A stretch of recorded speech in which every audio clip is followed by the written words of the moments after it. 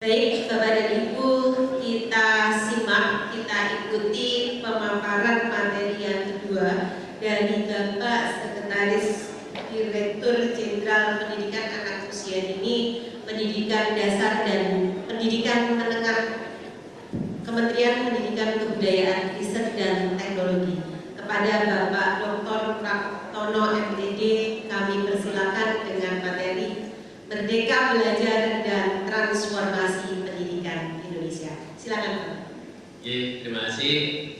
Bismillahirrahmanirrahim. Assalamualaikum warahmatullahi wabarakatuh. Waalaikumsalam warahmatullahi wabarakatuh. Saudara hormati Pak Adis, Pak Satu, moderator, teman-teman dari kepala PT, dari BPJP, BPMP, dan juga BPMPB. Bapak Ibu, para kepala dinas, kepala kantor cabang dari seluruh provinsi di Jawa Timur. Jadi ini berkumpulnya orang Jawa Timur ya. Saya juga orang Jawa Timur, Bapak Ibu, dari Kabupaten Kediri. Di mana Kabupaten Kediri? Ada Kabupaten Kediri. Wah, di belakang. Ya, Kabupaten Kediri. Saya dari Lemahan, dari Desa Setebarang. Ya, alhamdulillah Bapak Ibu, saya tidak berpanjang lebar. Mudah-mudahan tidak sampai 20 menit saya bisa paparan, dan nanti kita akan utamakan dialognya.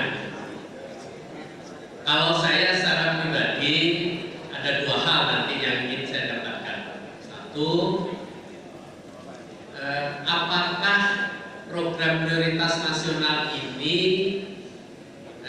sudah berjalan sebagaimana yang diinginkan oleh Mas Menteri. Tadi Pak Adis sudah menggaranti kepada kita visi misinya di Jawa Timur ini dijamin seiring sejalan dengan visi misinya kemudian. Jadi mimpinya sudah ada. Nah, yang tidak boleh berhenti bagi kita itu jangan hanya sampai di mimpi, tapi realitas lapangannya itu seperti apa. Nah, kita akan coba cari solusi kira-kira apa yang bisa kita lakukan agar harapan 2045 Jawa Timur menjadi sentral dari kemajuan pendidikan di Indonesia bisa direalisasikan. Wabil khususnya saya sebagai orang yang dilahirkan dan dibesarkan di Jawa Timur, ya siti-siti memberikan manfaat untuk Jawa Timur itu, intinya seperti itu. Jadi kita lebih banyak nanti mendiskusikan itu, dan saya meminjam istilah atau cara kerjanya Pak Dirjen. Itu ada 3 pendekatan yang ingin coba nanti kita terapkan. Yang pertama, empati. Saya ingin sekali bisa berempati. Apa sih sebenarnya persoalan pendidikan di Jawa Timur?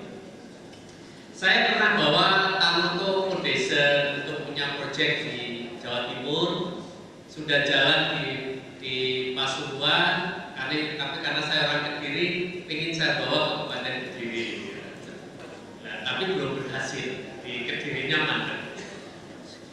Saya ketika punya program gerakan kemudian pendidikan inklusif Jawa Timur, mulai dari Sidoarjo, Gresik, Batu, kemana-mana jalan di Kediri mandek juga. Saya jadi mikir, kenapa saya bukan bisa bawa program itu ke Kediri. Jadi Kediri itu agak spesial di hati saya, karena ponakan saya, cucu-cucu saya itu nanti sekolahnya pada di Kediri. Jadi saya maunya juga Kediri itu bagus pendidikannya. Kabupaten Kediri, kalau kotanya sudah bagus. Nah, nanti hukum saya bisa bantu Pak Kadis, sudah saya siap mendedikasikan ke Kabupaten Kediri. PPG itu Kediri agak spesial di saya itu. Saya seringkali sosialisasi langsung alumni saya banyak ya, jadi guru di Kediri itu saya direct saja, ayo pada jadi guru penggerak, ayo ikut PPD dan sebagainya. Ya. Nah, satu empati, mari kita bawa bersama-sama. Yang kedua sinergi. Nanti di pusat fokusnya apa, di Jawa Timur fokusnya apa. Nah, harapan kita mudah-mudahan di kabupaten kota fokusnya itu bisa sama. Dan nanti kita ukur bareng-bareng gitu.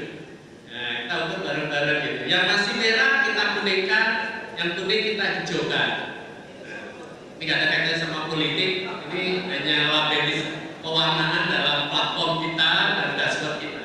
Nah, kita mau Jawa Timur itu hijau semuanya. Hijau itu artinya the best ya, dari level capaiannya.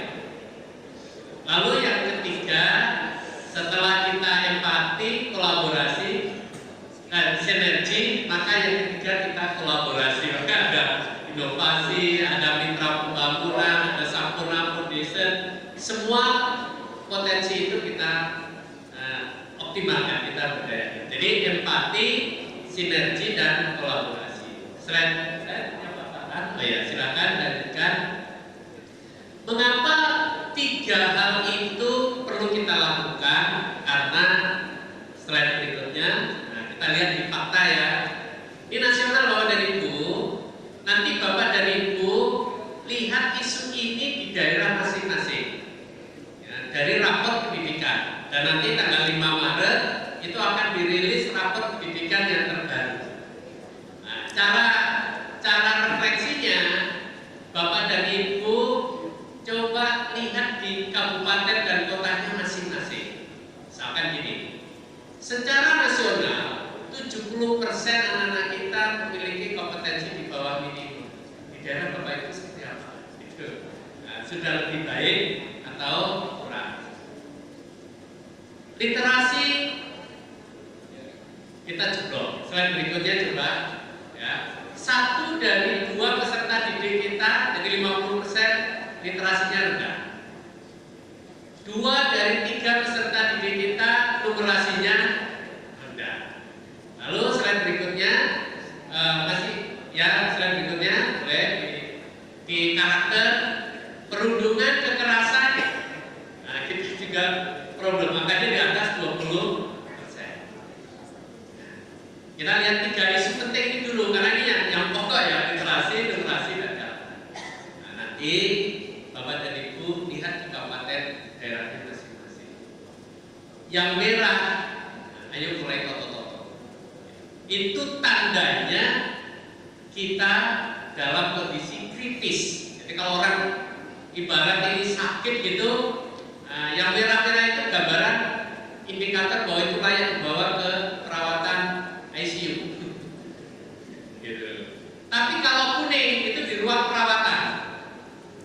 Kemudian kalau sudah hijau itu berarti kondisi kita sehat. Jadi Bapak dan Ibu yang daerahnya nanti indikator-indikatornya banyak yang merah, itu berarti penyakitnya itu banyak sekali. Dan secara nasional, Mas Menteri sudah mengatakan nasional ya, ini kita dalam kondisi krisis pembelajaran. Jadi kalau sakit itu sakitnya sudah parah. Kalau kita pengalaman kita kalau berobat itu, kalau sakitnya parah itu obatnya nggak cukup dengan diberi mineral, vitamin, nggak cukup itu. Obatnya nggak cukup dengan istirahat, tapi harus apa? Operasi besar. Kalau operasi besar itu butuh dokter spesialis, butuh layanan anestesi. Jadi pokoknya treatmentnya susah lah. Nah, maka empati, kolaborasi dan sinergi bagi kabupaten kota yang kondisinya kritis, Bapak dan Ibu, mari effort kita, upaya kita harus lebih kenceng lagi. Berbagai macam kita harus coba bedah, dan nanti dari rapor pendidikan Bapak Ibu mulai susun prioritas. Kita slide berikutnya. Sebegitu kronisnya persoalan pendidikan kita, Mas Menteri sudah melakukan intervensi dengan puluhan kebijakan merdeka belajar. Dan 26 episode sudah keluar. Ini obat-obat mujarab yang diharapkan bisa kita injeksikan untuk menyembuhkan persoalan pendidikan kita. Nah, sekali lagi kembali kepada masing-masing daerah di mana obat itu yang paling Bapak Ibu butuhkan di daerah masing-masing. Mudah-mudahan sakitnya tidak terlalu parah untuk Jawa Timur ini, itu sehingga obatnya nggak perlu harus banyak-banyak yang kita berikan. Tapi yang penting obatnya itu adalah yang sesuai dengan sakitnya di tempat Bapak Ibu masing-masing. Nah, slide berikutnya dalam konteks pendidikan PAUD, dasar dan menengah, maka ini Bapak Ibu minimal yang coba kita lihat profilnya di daerah Bapak Ibu sekalian. Saya mulai dari Dapodik. Ini Dapodik ini sekarang jadi krusial Bapak Ibu, karena apa? Kebijakan kita ambil dari analisis data di Dapodik.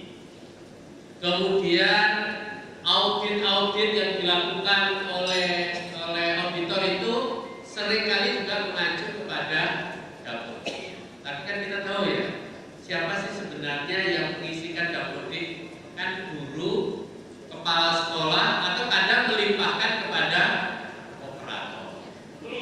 Bapak Ibu di dinas itu punya tanggung jawab penting, yaitu untuk melakukan apa? Verifikasi dan validasi. Tujuannya apa? Tujuannya agar datanya itu akurat. Saya sampaikan pada Bapak Ibu, belum seluruh satuan pendidikan kita itu jujur dengan isian datanya di dalam Dapodik. Jadi kalau dia mau akreditasi, sekolahnya itu bagus-bagus. Tapi kalau mau pengajuan bantuan, datanya jadi jelek-jelek. Bahkan ketika kita umumkan bahwa kita mau cut off Dapodik untuk penyaluran BOS, siswanya banyak. Tapi begitu BOS sudah disalurkan, kemudian datanya kita ambil kembali, siswanya drop. Ini masih ada, dan Bapak Ibu sebagai pembina satuan pendidikan sesuai dengan otonominya provinsi, Dikmen, Dikdasnya dan kabupaten kota, tolong Dapodiknya ini dijaga agar keakuratannya itu tinggi. Karena ini yang menjadi sumber informasi untuk kita mengambil kebijakan. Lalu yang kedua, AKAS. Tahun 2024 alhamdulillah 95,6% BUSD sudah kita cairkan. Biasanya Januari, Februari ini itu baru 30-40%. Ya, sekarang itu satuan pendidikan sudah pegang duit semuanya itu 96%. Tinggal sekitar 4-5% itu karena ada perubahan rekening, kemudian datanya belum clear, sehingga itu disambungkan. Tapi ini juga sebentar lagi akan kita proses.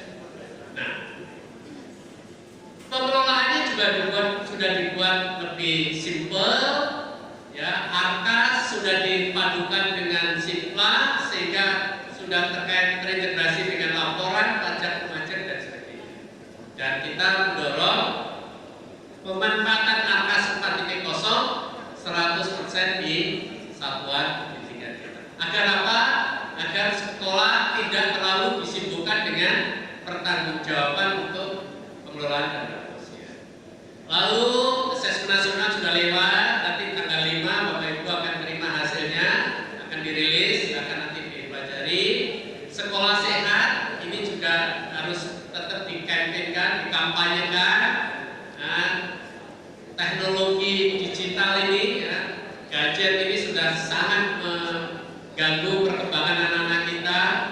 Ya, anak-anak kita jadi minim gerak fisik, kecenderungan obesitas akan mengganggu perkembangannya.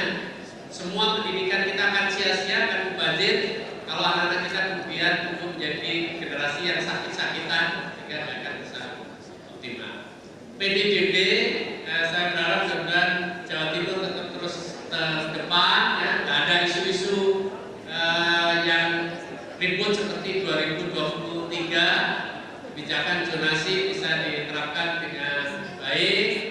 Kurikulum Merdeka kita sudah mau 100%. Jadi kita harapkan tahun ajaran 2024-2025 itu seluruh satuan pendidikan sudah menerapkan kurikulum Merdeka. Nah, berarti harus siap nih dengan yang sekarang ini belum dijalankan, ya berarti belum paham.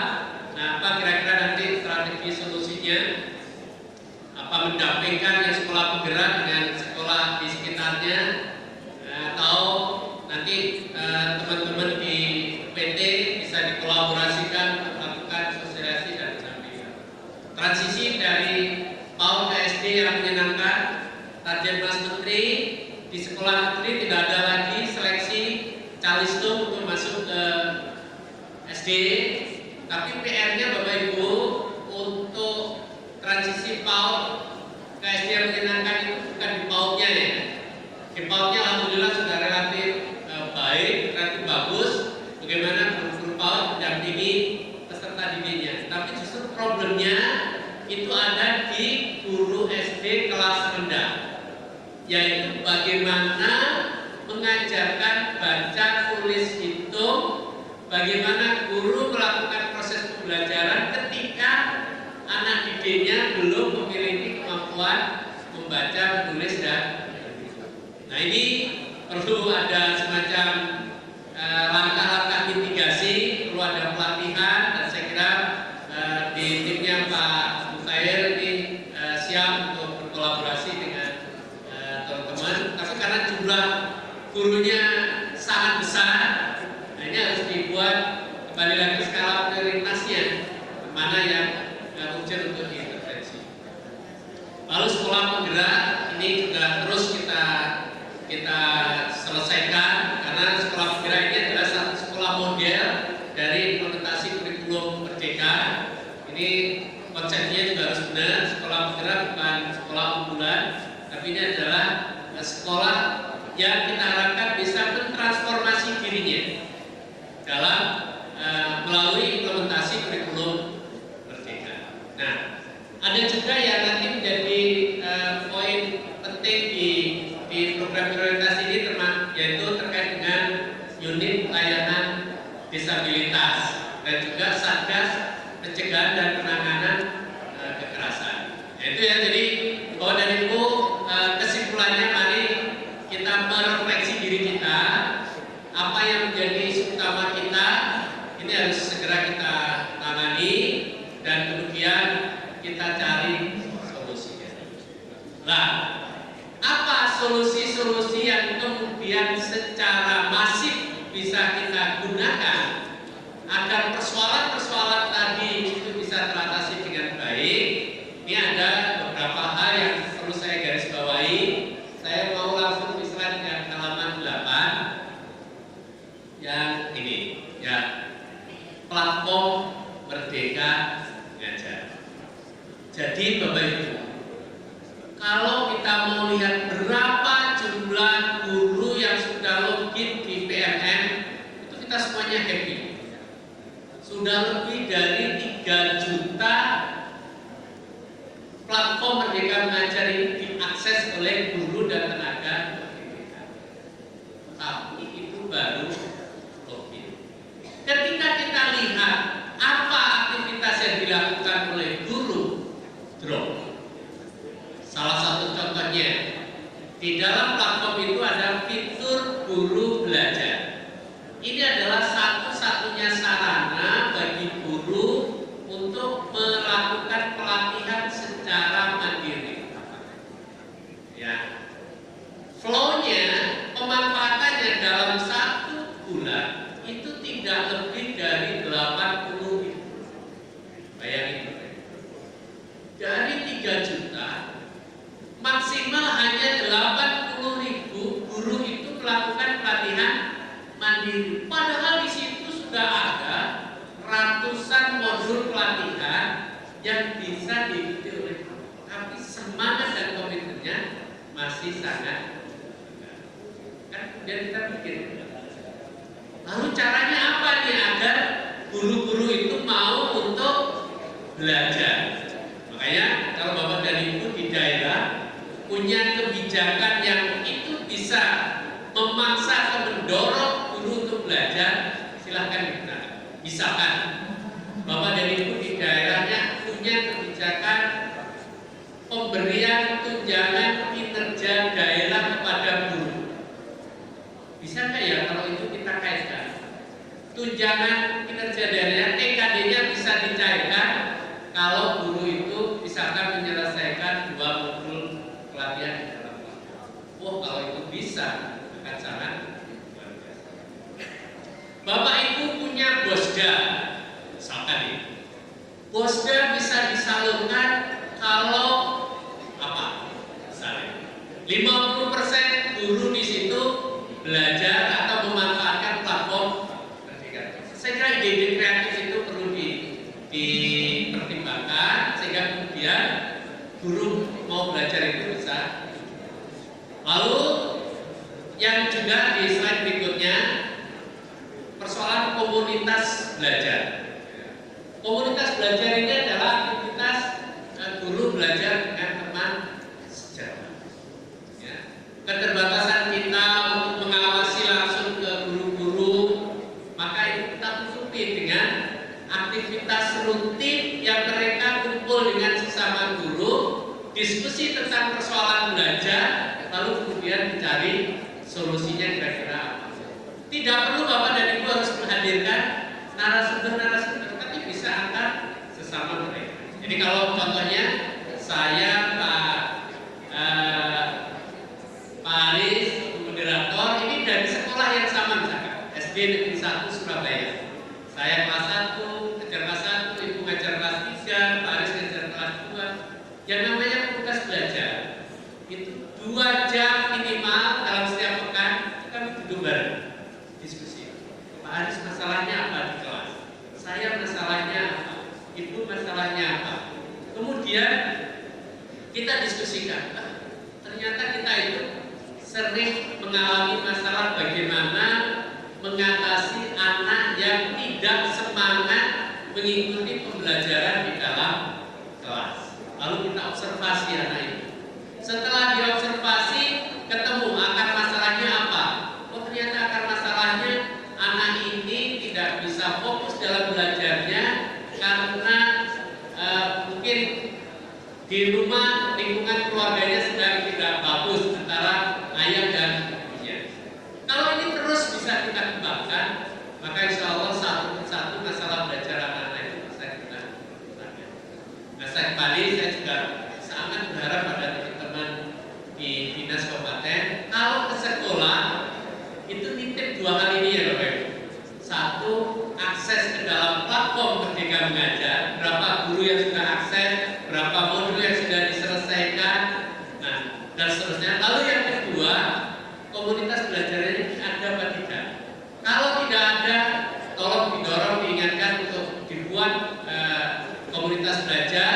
Kalau sudah jalan, tolong juga dipantau apa saja yang sudah dibahas, lalu masalah apa gitu. Kalau ada kendala, kawan-kawan kami di UPT siap untuk berkolaborasi dengan Bapak Ibu sekalian mencari solusi dari tantangan-tantangan yang dihadapi dalam kaitan dengan PMN, Ombel, dan lain-lain. Dan saya satu slide lagi yang terakhir ini terkait dengan kompetensi, slide nomor. Nah, ini terakhir Bapak dan Ibu, Dijen ITK sudah menerbitkan model kompetensi baik untuk guru, kepala sekolah maupun pengawas sekolah. Dan model kompetensi itu sudah disesuaikan dengan kebijakan Merdeka Belajar, khususnya dalam menjalankan kurikulum Merdeka. Layanan belajar yang berfokus pada murid, budaya, refleksi, fokus pada 3 isu utama yaitu literasi, literasi dan karakter dan sebagainya. Sudah dilakukan. Sekarang apa yang lagi rame terkait dengan kompetensi guru dan sekolah ini adalah penilaian kinerja, sasaran kinerja pegawai. Bahwa dari itu SKP yang dirilis oleh Menteri itu adalah dalam rangka untuk memudahkan pengembangan karir bagi para guru dengan penilaian kinerja yang sudah terintegrasi dengan platform Merdeka Mengajar dan e-kinerja yang dikembangkan oleh BKN. Wah, ada satu dua yang tidak bisa ya kita paham. Karena dari 100% guru kita, 93% sudah inline dengan penilaian kinerja model baru ini. Hanya 7%. Jadi PR-nya nggak banyak. Dan nanti 7% kita intervensi saja siapa guru-guru yang belum paham terkait dengan SKP. Nah, yang kedua, ini sudah terintegrasi dengan BKN sehingga tidak perlu lagi isi e-kinerja, cukup dengan yang SKP. Jadi ini akan sangat simpel dan pendampingan akan terus dilakukan. Nah, bagi daerah yang kemarin kesulitan untuk menyalurkan TPG daerahnya karena penilaian dengan SKP belum bisa dikeluarkan, karena ini harus 6 bulan sekali ya, untuk 2024 baru nanti akan bisa diambil datanya itu di awal Juli. Nah, lalu tunjangan profesi daerahnya disalurkan pakai dasar apa? Sudah diterbitkan surat edaran Dirjen GTK, Bapak Ibu bisa menggunakan hasil penilaian di sebelumnya atau menggunakan e-kinerja yang selama ini dipakai. Jadi sehingga model baru ini SKP ini tidak akan menghambat penyaluran tunjangan kinerja yang biasa diberikan oleh negara kepada guru. Saya kira itu Ibu beberapa hal yang dapat kami sampaikan. Lagi terima kasih, mudah-mudahan koordinasi kolaborasi yang sudah sangat baik di Jawa Timur ini terus bisa kita bangun, dan saya sangat apresiasi dan mendukung dengan berbagai macam inovasi yang sudah dilakukan oleh kawan-kawan baik di provinsi, kabupaten, dan khususnya dengan BPPT kami. Demikian, dan saya kembalikan kepada Ibu. Terima kasih. Terima kasih. Kita berikan tepuk tangan kepada Bapak Sekjen